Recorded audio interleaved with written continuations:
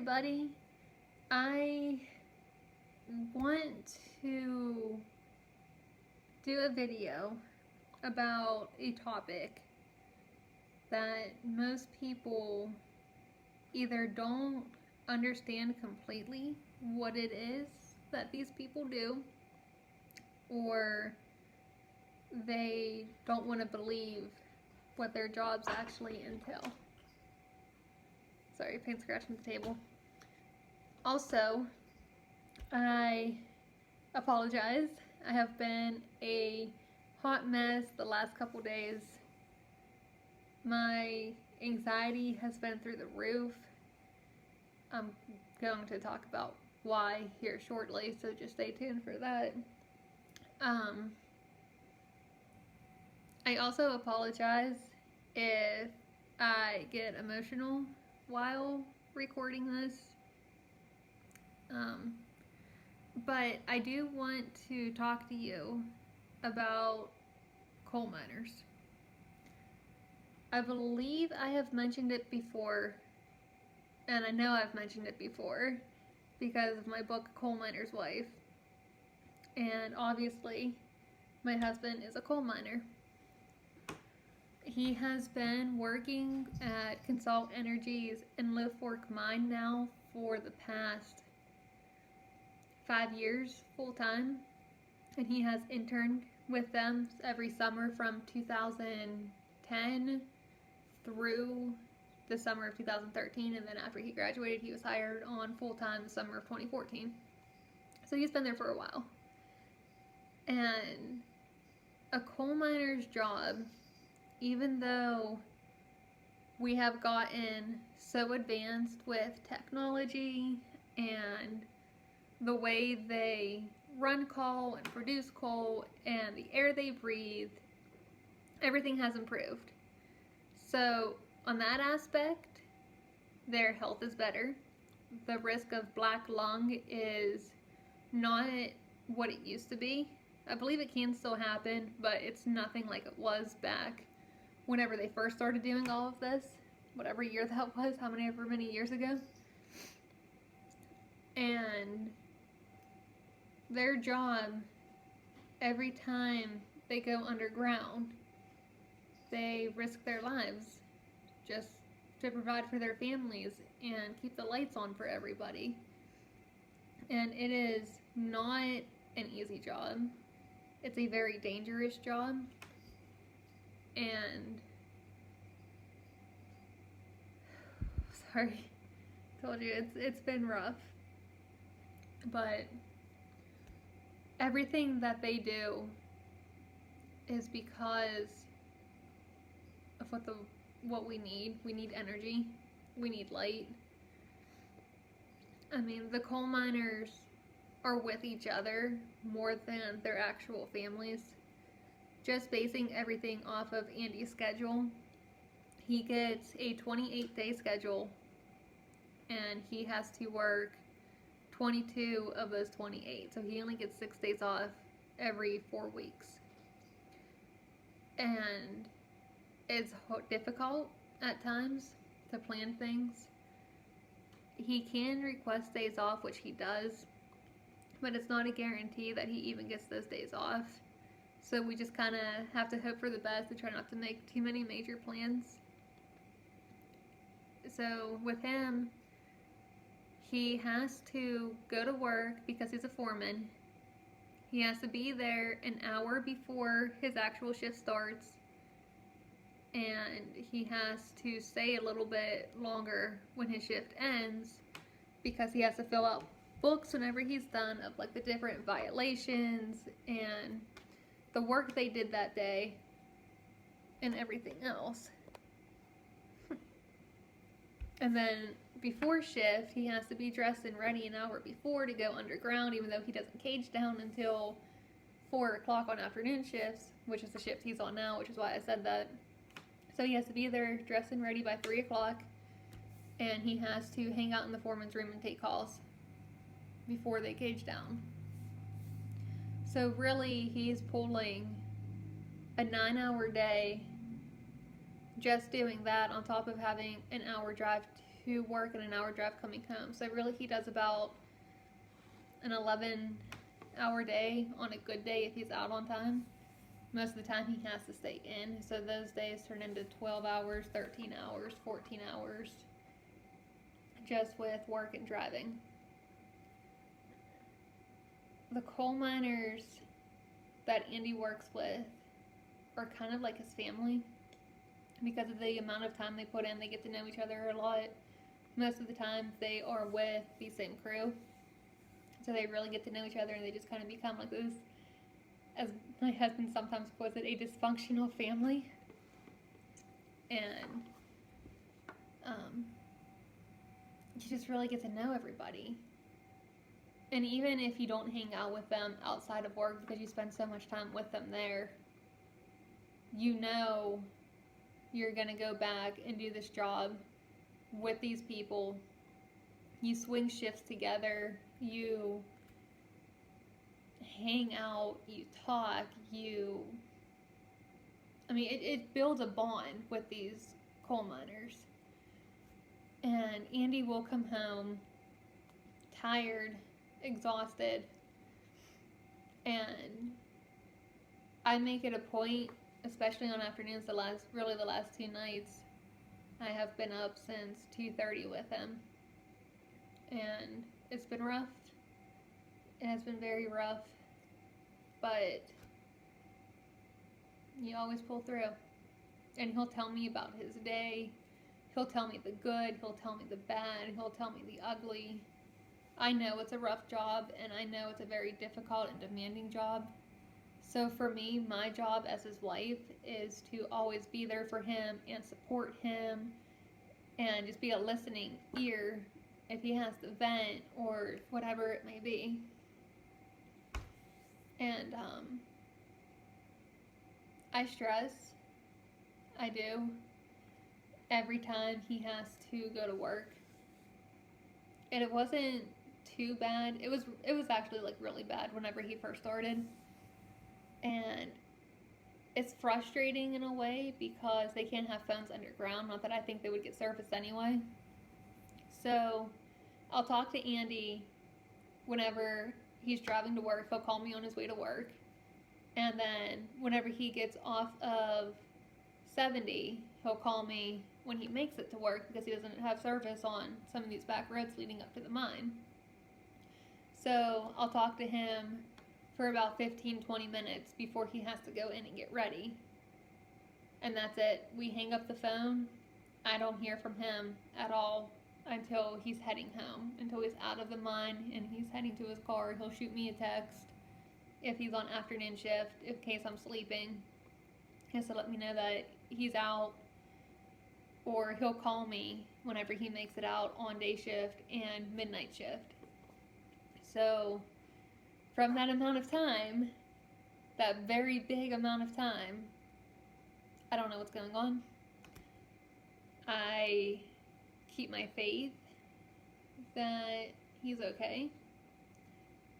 I pray every night for our coal miners and for them to make it home safely to their families. I pray for Andy's safety at the mine and going to and from work because he does have such a long drive on very little sleep. I mean, really, I am so proud of what he does, and my stress level has been pretty good. I still worry. Don't get me wrong, I'm always going to have that worry. But I know he knows what he's doing, and I know he's going to do everything he possibly can to get home. And now my stress is through the roof. I have mentioned before that mental illness needs to be talked about. So that's partly why I'm doing this video, just to kind of one, to really kind of let you in more on my life, but to also show that I'm still human, even with everything I do.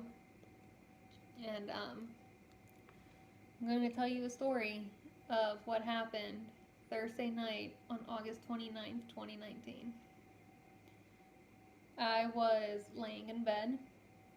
I was playing a couple games on my phone, trying to make myself tired so I can fall asleep. It is about 10:30 at this time. I just got off the phone with my mom. I talk to her every night. And I went to bed. I'm laying in bed. I have a coloring book app on my phone. I don't remember exactly what it's called right now. So I'm coloring pictures. And at about 5 to 11, Andy called. I knew before answering the phone that something wasn't right. His shift, even if he's out on time, I don't hear from him usually until quarter after midnight, 12:30. Somewhere within that time gap. That's if he's out on time. He called me before 11 o'clock at night, and I knew something was wrong. I answered my phone. I didn't say hello. I didn't, let him talk. The first thing out of my mouth was, "Are you okay?" I didn't know what was going on. I knew my husband was out of the mine an hour before he was supposed to be. That's not a good sign. And he didn't say anything on the other end. So me, already going into not complete panic mode, but knowing something's wrong mode, I'm just like, "Andy, what's wrong?" A little more stern. And I was. I honestly will probably remember this night my entire life. And he said he's okay, but he had bad news. I'm like, okay. Do I need to go to a hospital? Do I need to go to the mine? I didn't know what was going on at this point. But all I got from him was, "I'm okay. Something happened. If something's on the news, I wanted you to know I'm okay. I'm coming home." And then, he told me that he was going to give his parents a call to let them know the same thing. And he was going to call me back when he hit 70. I'm like, okay. So we hung up the phone. And I called my mom. And I felt bad because I woke her up. And I just remember sitting on my bed, crying, knowing something terrible happened, but not knowing what. I went all over the news sites, and there wasn't a story out, so I figured maybe something just happened, like an hour before he called me, because he has to cage up, shower, fill out the books, and then he can head to his car and tell me he's heading home or whatever. So I knew he was at least at that point out of the mine for an hour already. And my first thought was, okay, maybe there was a mine collapse, maybe there's miners stuck there and they need to pull in the rescue team. I didn't know what was going on. I just knew something was wrong. My husband is always the most level-headed person you will meet, and I could tell in his voice something was wrong. I didn't know what was going on. So I stayed on the phone with my mom as I'm pulling my husband's location up on my phone, because we do track each other just in case he doesn't have service, because that's happened before. And that way I at least know he made it to work if he can't call me, or I can see where he's at in equivalent to 70, so I know if he has service or not, and I can call him. So I did. And he told me one of the section foremen who went through training and about the same time as Andy was getting his papers to become a foreman and a fire boss, and they pretty much kind of were on the same, not schedule, but they were kind of doing the same things at the same time. And like I said before, you get close with the miners because they're your family. You spend more time with them than you do at home. And he told me that there was a long wall collapse, and it killed his friend.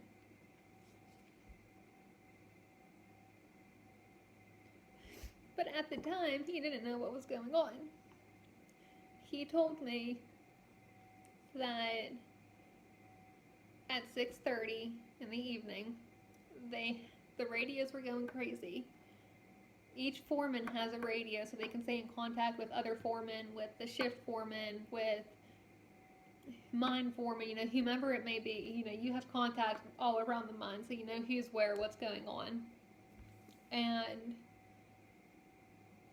I remember him telling me there was not a single drop of coal being moved the entire time they were underground. Now, this happened 2.5 hours into the shift. And,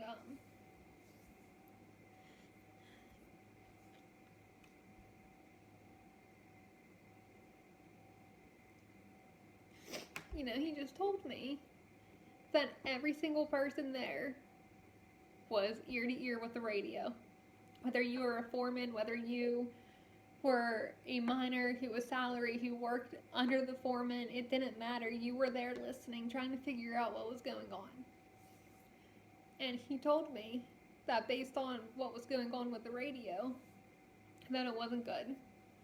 Again, at the time, they didn't know who it was. They didn't know what was happening. They had no idea. They had no way.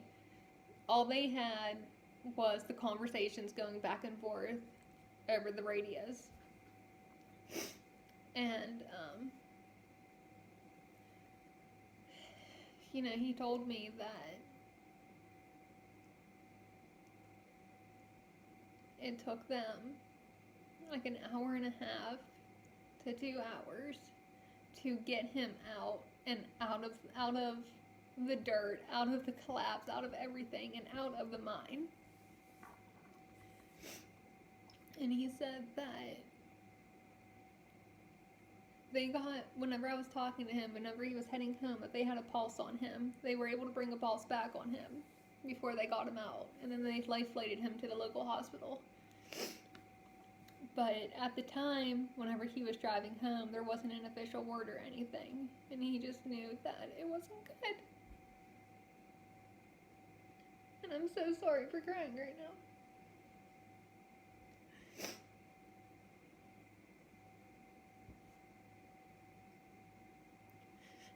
But,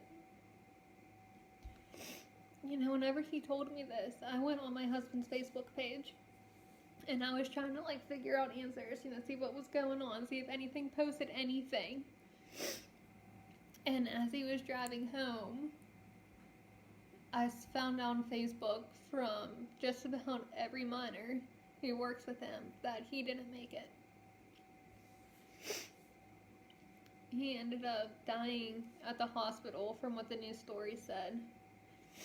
My husband is still convinced that he didn't even make it out of the mine. He didn't even make it out of his section. He truly believes that he died right there, and that was it. And the worst part about it, he was 25 years old, so he's my sister's age. He was married. He has a 2-year-old son, and they were expecting another one for February. And it's just so messed up what everything does. And I remember Andy telling me this, and him telling me what happened. And I just remember sitting in my bed listening to him. And as he was telling me, I straight up had a full-on panic attack. I have anxiety, I will admit that, but never in my life have I ever had a panic attack before. Never. Not even whenever my mom was going through cancer treatments. I had a full-out panic attack. I couldn't breathe. My heart was racing. I couldn't catch my breath. I just remember being on the phone with Andy and him not knowing what to do because I couldn't breathe. There was nothing I could do to help it. I tried so hard not to think about things. But I just know, the only thing going through my head was that could have been Andy. That could have been my husband. I don't wish this on anybody. I would never want to see that. You hear about how there are still deaths in coal mines. but you never think that it would happen to somebody that you know. And I never met him. I never met Tanner. But my husband would talk about him whenever he would tell me about work, and it was nothing but good things. Like, this kid was like he was, from what my husband tells me, he was such a sweetheart. He would do anything to help anybody. And it's just a shame that it happened. And I remember just being so stressed out last night because Andy had to go to work. He had to go there to the same place where he just lost one of his friends and work his entire shift. Again, I have no contact with him whenever he's there. None. So from the time he left for work until I heard from him, he called me around 12:30, and I couldn't relax. I couldn't focus on anything. I haven't slept the last 2 days. I haven't really eaten the last 2 days. And, it's very difficult, especially whenever this was somebody whose name was mentioned in my house fairly often. I can't even imagine what his wife is going through, because I know I wouldn't be able to handle that well. I will be the first to admit that, because my husband is everything to me. I love him with everything that I am. He's my best friend. And if something were to ever happen to him, I honestly don't know what I would do. I have no idea.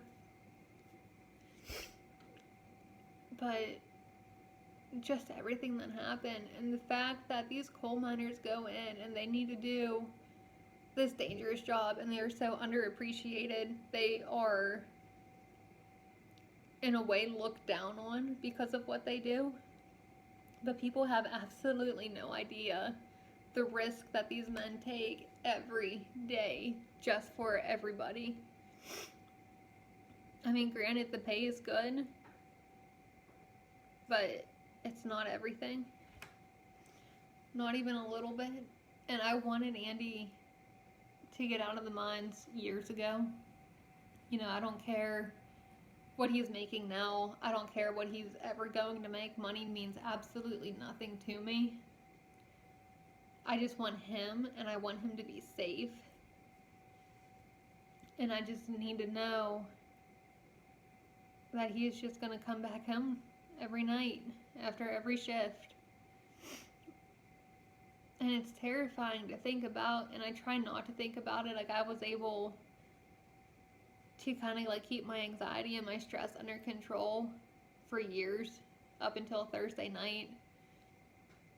And then I just remember Thursday night came around and everything just came out. And, now he knows how, I really feel about him going to the mines. He understands why I stress. And I just remember being on the phone with him, just begging him never to go back to that place. I don't want him to. I don't want him working there anymore. It's not worth it at this point. And, obviously, he's there now because it is his job. And he keeps telling me he needs to stay, but he needs to be home. And I need him to make it out of the mines every day. Every day. Every time he's there. I just want him to be done. And the most screwed up part about it was last year. I remember a very petty person who doesn't understand the mining world straight up told me that Andy's job isn't dangerous and I shouldn't have to stress whenever he goes to work. But what happened on Thursday? What happened to Tanner? What happened to his family? That's why. That's why I do. And I will stand by my husband's side no matter what he decides to do in life, no matter if he wants to be a coal miner the rest of his life, if he wants a different career path, you know, whatever it may be, I'm always going to be by his side and support him with every decision and every step of the way and do whatever I can to help with everything. But coal mining is definitely not for everybody. And it's very dangerous. And I know I said it like 500,000 times probably already, but like, I just want him to come home. I just want him to be home. But for those of you who want to see the news article or anything like that, all you have to do is just type in coal mining death or Tanner McFarland. Pretty much, like, you can even just like type in Enlow Fork mine or whatever, and actually I even have it, I posted it below for you just in case, you know, like yins are curious or whatever. But I mean, it's a shame what happened. It never should have happened. Stuff like that just shouldn't happen. And I have a lot of choicey words for some of the people there, but I swore to my husband that I wouldn't say anything. And it's difficult for me not to say anything, but I understand why he doesn't want me to say anything at the same time too. But I don't know. I guess I can kind of be done ranting since I took up like a half hour of your time. But never be ashamed if you're stressed or over anxious or anything. Talk about it.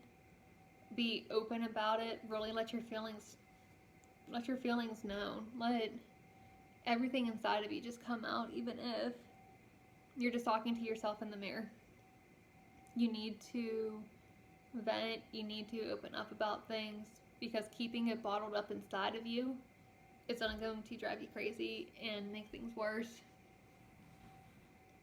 And you know, I just pray that his family is going to be okay, and that they can get through this and everything. And I just pray that Andy makes it home tonight. But if you want to, by all means, you can purchase my book, A Coal Miner's Wife, on Amazon, Barnes & Nobles, or iTunes. And pretty much that is a memoir of mine and Andy's life since we first met. And just kind of like where we were back in 2018, I believe, is whenever I published it. So if you want to check that out, go for it.